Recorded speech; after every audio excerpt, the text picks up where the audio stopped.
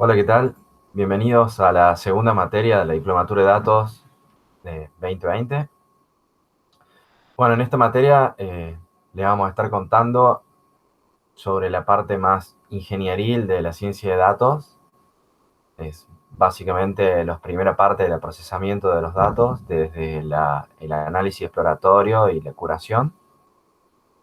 Van a ir viendo que un poco más es un poco más ingenieril esta materia, un poco menos de matemática y un poco más de prácticas y de programación. Bueno, me presento, mi nombre es Gabriel Miretti, yo soy licenciado en computación de la casa. Trabajo como científico de datos, pero fundamentalmente como ingeniero de datos. Fui anteriormente ingeniero de pruebas, ingeniero de testing y líder de un equipo de testing. Básicamente la carrera y lo que estoy trabajando, lo que hago es eh, crear productos de datos. Básicamente siempre he trabajado en grandes productos de datos. Y bueno, lo que vamos a ver en este momento, un poco con el flaco James, que ya se va a estar presentando en el próximo video, vamos a estar un poquito contando de lo que es la ciencia de datos y qué es esto de hacer análisis de los datos, cómo obtener los datos y cómo limpiarlos para obtener valor. Un poco esta introducción es desde nuestra perspectiva, si bien somos alumnos de la casa, la idea es contarles un poco más sobre, desde la perspectiva de la industria, cómo es y cómo se organiza un proyecto de datos de Data Science. Es un poco la intro, es para dar, este intro que vamos a dar ahora es un poco para este marco. Vamos a discutir un poco más sobre esto en clases. Y luego vamos a ir a avanzar en partes de todo lo que es el proceso de construir un producto de datos. Un poco la parte que vemos que es ciencia de datos es algo popular, claramente ha despertado mucho interés recientemente.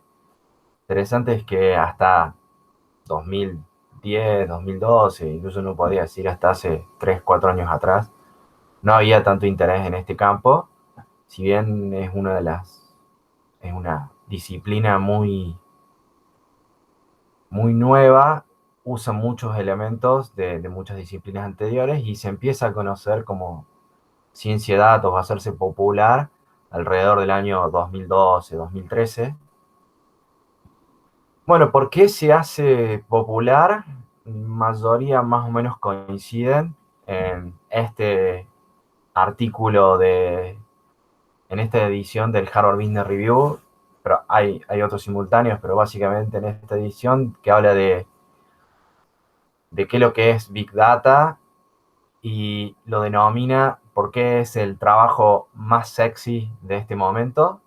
Entonces, bueno, mucha gente que ve de negocios, que ve de la industria, que ve qué es lo que viene, qué es lo nuevo, empiezan a hablar y ver de qué es esto de ciencia de datos.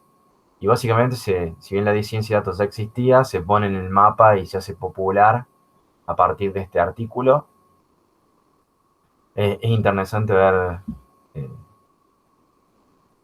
cómo despega la popularidad alrededor de 2012, 2013 de ciencia de datos hasta hoy realmente estar en su pico de popularidad. Esto lo que estamos viendo acá son Google Trends que permiten ver qué es lo que busca la gente en Google y en términos relativos. Lo que uno puede ver, digamos, es que a partir de 2012 y toda esta definición empieza un boom, empiezan a aparecer carreras, probablemente ustedes ya empezó a escuchar de ciencia de datos después de esta fecha y se hace en alguna forma popular. Si uno ve la definición de la Wikipedia de ciencia de datos, habla de que es un campo interdisciplinario que involucra métodos científicos, procesos y sistemas para extraer conocimiento o un mejor entendimiento de datos en sus diferentes formas, ya sean estructurados o no estructurados. Una definición bastante amplia de de qué es lo que es ciencia de datos, porque básicamente habla de que algo que usa un proceso, un método científico y extrae información de los datos, sería ciencia de datos. Y la verdad que es una definición que es cierta, pero probablemente muy amplia, y nosotros nos querramos enfocar en algo, una parte particular de la ciencia de datos, o darle una visión más específica a la ciencia de datos, de qué es un poco de cómo se o ve desde la industria qué es la ciencia de datos. Y en este sentido, lo que hacemos es reducirlo bastante a ciencia de datos, es la práctica de crear productos de datos. O sea, esto es una idea que viene, es anterior a lo que se ve en Harvard Business Review. De hecho, un artículo de O'Reilly, que es probablemente uno de los editores más importantes de libros técnicos. Y esta gente, digamos, que está ahí en pleno Silicon Valley y que se dedica a crear conferencias, a discutir y siempre estar pensando en qué es lo que sigue. Son los mismos creadores de toda esta idea de la web 2.0 y demás. Entonces, bueno, esta gente lo que trata es de hacer un poco más chica esa definición y llevarlo a la ciencia de datos, a lo que es la práctica de crear productos de datos. Y donde dice un producto de datos se refiere no solo a un producto que manipule datos, sino a un producto que obtiene información, que genera información a partir de esos datos.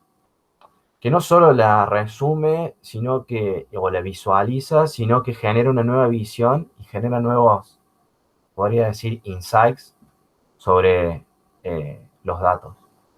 O sea, ofrece más información de lo que uno a priori obtendría de solo ver los datos. Y un par de ejemplos interesantes de productos de datos, para poder entender un poco más concreto qué es un producto de datos. Uno puede verlo en los productos masivos que básicamente tienen mucho de producto de datos. Por ejemplo, la búsqueda de Google es claramente un producto de datos, digamos, porque lo que hace es, no es uno, Google, el valor de Google y la información que da Google no es un índice de todas las páginas de datos, sino es un ranking de cuál es la página que yo estoy buscando, o sea, ordenarme todas las páginas web para mostrarme la que yo probablemente esté buscando. Entonces, en esa valoración, el usuario no es el que, ningún usuario podría generar esa información o ese ranking, sino que ellos ofrecen un algoritmo que genera un orden a partir de un montón de datos, de información extra, que solamente la información que está en las páginas web. Y similarmente, uno lo puede obtener en productos como son sistemas de recomendación en Amazon, Netflix, Spotify, donde ahí uno no es que busca entre lo que los otros usuarios estuvieron viendo o en las búsquedas anteriores de uno o en hacer búsquedas sobre el catálogo a mano, sino que el sistema, en base a patrones que reconoce de los usuarios, de cómo se comportan y qué realizan, encuentra patrones que son útiles para cada usuario individual. Y esos patrones, esas recomendaciones, uno las podría obtener con la base de datos puras del catálogo o su solo comportamiento. Entonces, ese es el valor que al extraer la información de muchos usuarios y del catálogo, haciendo estas referencias cruzadas, obtiene las recomendaciones que generan un mayor consumo dentro de su catálogo. Los sistemas de publicidad online también son considerados productos de datos. Estos sistemas lo que hacen es optimizar fuertemente a partir de todo el catálogo de publicidades o de campañas de las que uno quiere, cada cliente quiere empujar de sus productos, a todo el catálogo de lugares donde yo puedo ubicar las publicidades. Interesante este sistema, que es un producto de datos completamente automático, online y real time. Pues básicamente cada vez que se visualiza una página web, las publicidades que van a aparecer en esa página web generalmente se resuelven en milisegundos a partir de las campañas que están configuradas a través de los clientes. Y básicamente lo que hacen es un sistema de, de subasta de ese espacio en base a requerimientos de cuánto quiere gastar y detalles que tiene el mismo sistema de publicidad online, de qué tan probable es que ese usuario haga clic en tal publicidad. Entonces hacen una suerte de subasta y deciden quién gana en base a los datos de comportamiento del usuario y, y las ofertas por esas publicidades y todo el catálogo que tienen de publicidad y todo el catálogo que tienen de campaña para decidir qué publicidad se ubica a medida que vamos navegando.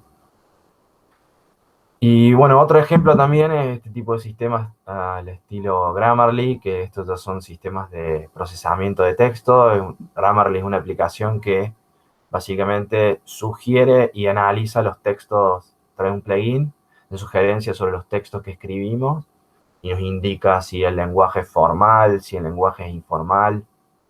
Y todo este procesamiento de los datos no parte a partir de reglas estructuradas, sino que se hace analizando una muestra de estudio y también el mismo comportamiento de los usuarios. Entonces, de esta forma pueden detectar nuevas formas de lenguaje y cómo corregir y entender el tono de los mensajes que escribimos.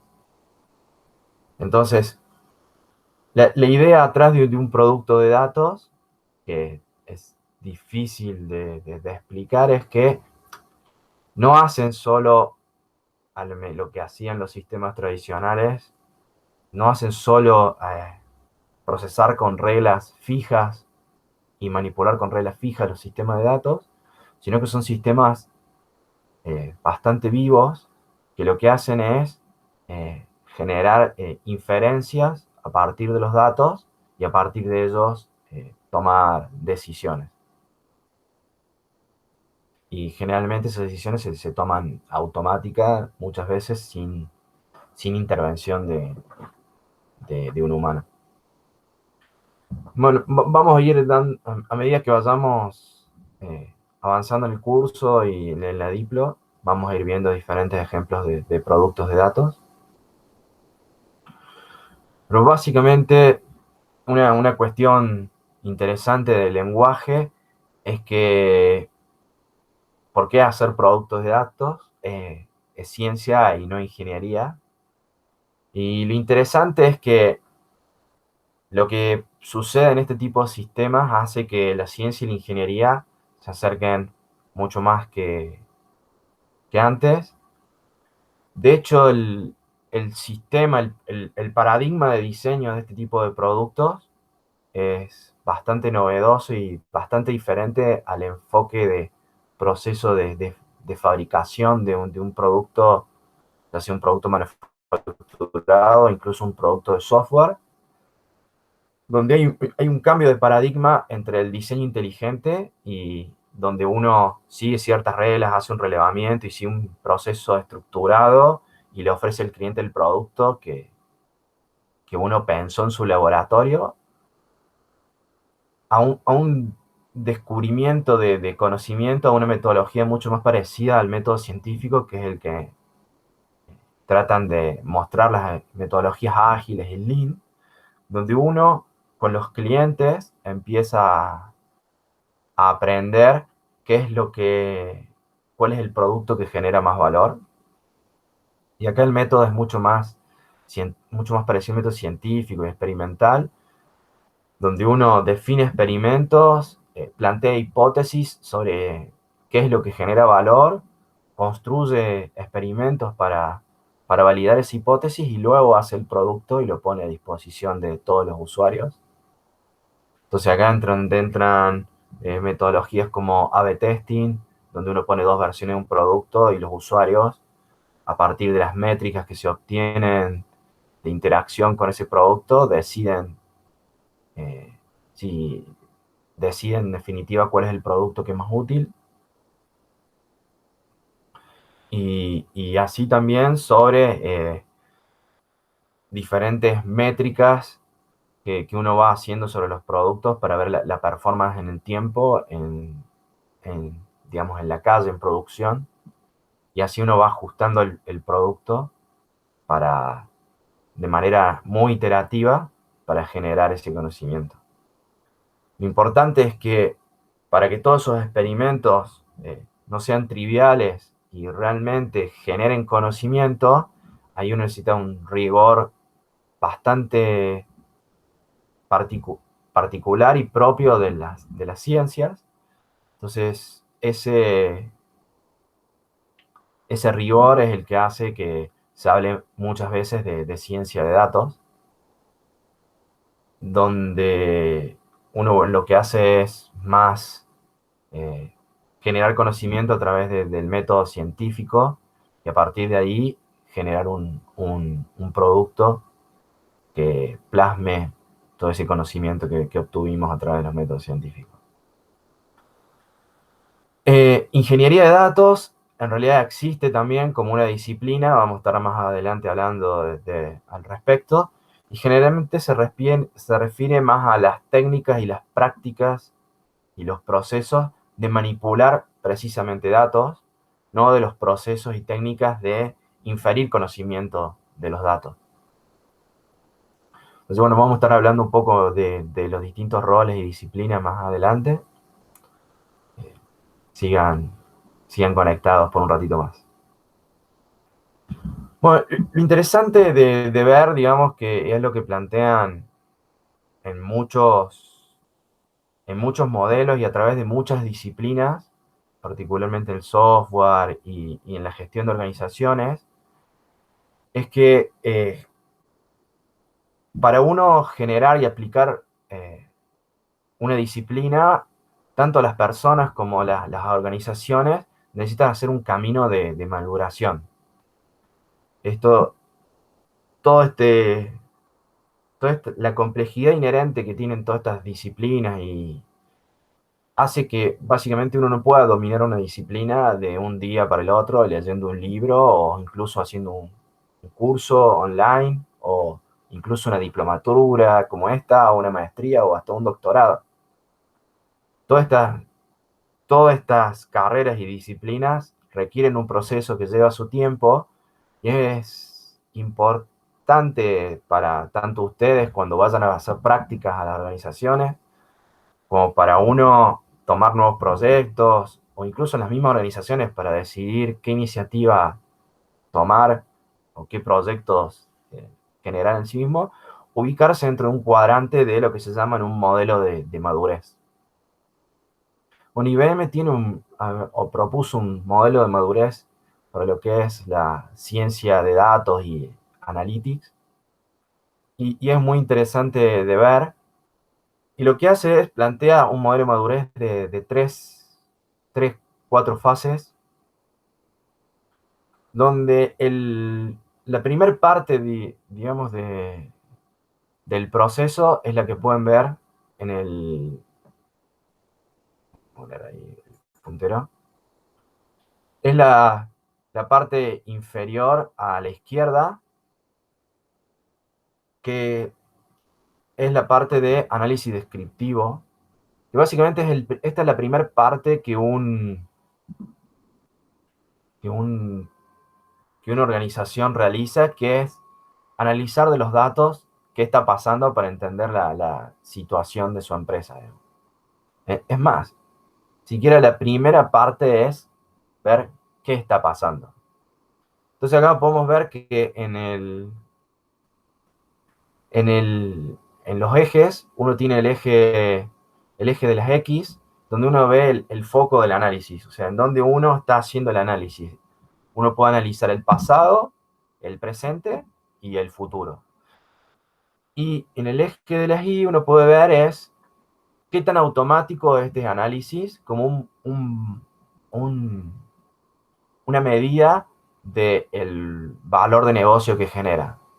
Entonces uno puede analizar a mano y poner a ver los datos, hacer inferencias. Solamente uno puede hacer inferencias ya a medida de que uno ya obtiene inferencias de manera automática cuando ya hizo varios análisis a mano. Y ya cuando uno está confiado y ya tiene unas buenas métricas sobre lo que está pasando, puede hacer que nuestro sistema de analytics, nuestro producto de datos, genere decisiones de manera automática. Entonces, empezamos viendo que lo primero que podemos hacer es, bueno, analizar qué está pasando, ver si tenemos los suficientes datos, los datos que tenemos, si estos datos describen la realidad de la empresa de forma completa, si no tenemos datos de algunas partes esenciales del negocio. Entonces, bueno, este campo de ver qué está pasando es el que converge a la primera etapa de madurez, que es la de tener un análisis descriptivo de la organización. Después, un siguiente paso de madurez es en el que uno empieza a ver qué está pasando a partir de los datos que tiene. O sea, quiénes son los clientes que más nos consumen, cómo estos clientes consumen alrededor del tiempo, cómo fluctúa las demandas y las ofertas de nuestro producto a lo largo del tiempo.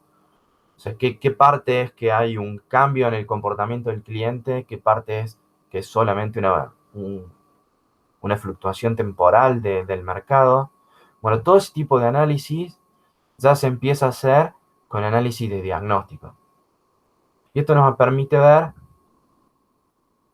qué está pasando en nuestra organización.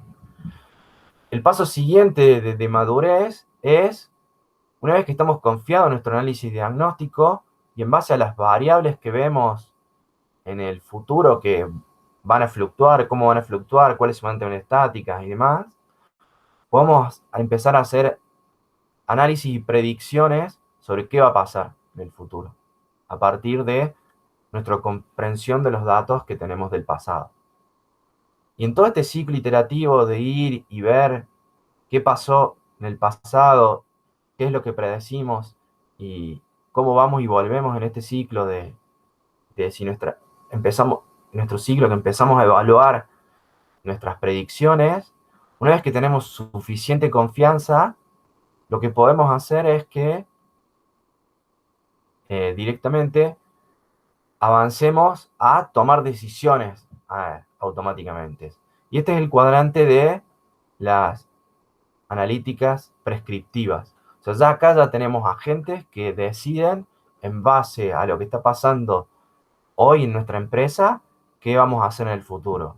Esto implica, por ejemplo, el ejemplo este es el sistema de publicidad, el sistema de publicidad online, que automáticamente viendo cómo se han comportado las publicidades en el pasado, empiezan a automáticamente ubicar y hacer el bidding de las publicidades en el futuro. Entonces, o en real time, lo más real time, digamos, que sea posible. O incluso en los sistemas que compran acciones, que hacen finanzas del estilo quant, lo que hace generalmente es este tipo de análisis. Hacen un análisis de diagnóstico, hacen predicciones, las corren eh, a medida que avanzan los días y las semanas y meses, y luego eso ajustan de nuevamente el sistema que hace la compra y venta de acciones, las estrategias de compra y venta de acciones. Pero básicamente la cuestión es que es muy importante cuando ustedes vean proyectos de data science, es en qué momento, en qué lugar de su organización en qué órgano la organización que va a encarar el proyecto se encuentra, digamos. Si ustedes quieren hacer un producto de análisis prescriptivo, es muy importante que vean qué tienen de predicción y qué tienen de diagnóstico esta empresa. O sea, cuántos insights ya están generando de manera automática. Si no tienen esta parte de madurez, que no están haciendo ningún análisis automático, ni tienen predicciones sobre el futuro, ni tienen medidas de esas predicciones, vayan a ver cómo son las analytics y qué datos tienen, digamos, qué datos o cómo hoy visualizan los datos de la organización. Y lo más probable es que lo que tengan que hacer es partir los proyectos en este tipo de etapas y fases, donde primero tengan armen una plataforma para describir los datos y luego empiecen a ver si tienen diagnóstico y predicciones, y luego de un par de predicciones y de periodos de predicción, diagnóstico y evaluar las predicciones, pueden pasar a un proyecto de análisis prescriptivo. Esto es muy importante entender que el valor que va a ofrecer y también las chances de éxito de su proyecto de Data Science van a estar determinados de la madurez de su organización. Lo importante es seguir este caminito. Este caminito también se da, en parte, en lo que vamos a ir viendo en el material de la carrera de Data Science y de las prácticas. No todas las prácticas se encuentran en distintos modelos de madurez. O sea, podrán ver que lo que hoy vamos a estar trabajando en estas dos primeras materias de Diplo se encuentra bastante cerca de lo que es analytics descriptiva, todo lo que es visualización, BI, o sea, Business Intelligence o dashboards para mostrar los datos. Probablemente avancemos un poquito en la parte de data mining en esta materia y también un poco lo que vieron en visualización de estadísticos, que es un poco hacer un poco de diagnóstico de los datos que tenemos. Y a medida que avancen en las materias de Machine Learning, vamos a estar dentro de lo que es Analytics predictivo y diagnóstico, pero básicamente vamos a ir avanzando en análisis predictivo. Y en las optativas vamos a ver un poco de forecasting, para ya irnos bien a ver cómo trabajar en el futuro. Y ya una vez cuando ustedes estén preparados, y esta es la preparación que le nuestra Diplo, digamos, ya van a poder hacer bastante de análisis predictivo al final de la Diplo, y dependiendo del proyecto en el que estén y que trabajen, van a poder empezar a trabajar un poco más cerca de lo que es análisis prescriptivo. Análisis predictivo generalmente incluye algo que vamos a ver un poco por arriba para dar marco en esta materia, que es toda la parte de cómo es el proceso y cómo armar los pipelines de Machine Learning, y entender una vez este pipeline, luego de varias iteraciones, podamos generar agentes que toman decisiones de forma automática, no solo forecast y predicciones sobre lo que va a pasar en el futuro. Bueno, un poco esta es la primera parte de la materia de la intro de visualización, análisis exploratorio y curación de datos. Nos estamos viendo en un video un poco más corto adelante sobre cuáles son las distintas disciplinas de ciencia de datos.